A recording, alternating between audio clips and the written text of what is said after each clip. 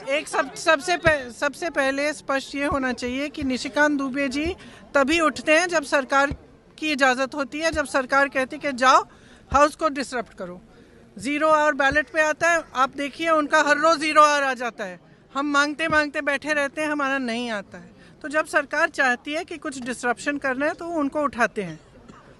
अब आप बताइए, अगर एलओपी को बोलने नहीं दिया, एलओपी को एक किताब जो प्रकाशित है, जो आज आपके सामने भी दिखाई है उन्होंने कि प्रकाशित किताब है, अमेज़ॉन से खरीदी गई प्रकाशित किताब है, उससे कोट नहीं करने दे रहे। आप नियम कह रहे हो कि ये नियम का उल्लंघन है।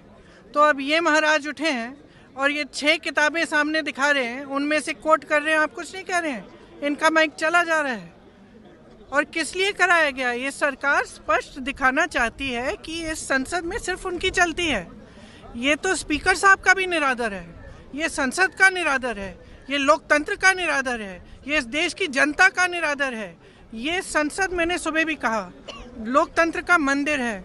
इसमें पूरे देश की आस्था जुड़ी है। इस संसद से एक एक हमारा जो नागरिक है उसकी आस्था जुड़ी हुई है। और आस्था किस चीज़ में है? लोकतंत्र में है, अपनी अभिव्यक्ति में, कि हर नागरिक की अभिव्यक्ति यहाँ पे होनी चाहिए। अब जो लीडर ऑफ ऑपोजिशन है वो खुद एक व्यक्ति नहीं है, वो एक प्रतिनिधि है पूरे विपक्ष का।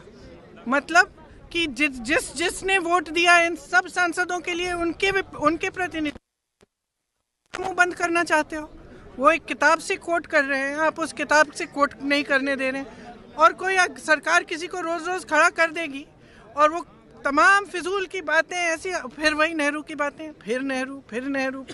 सनक है ये।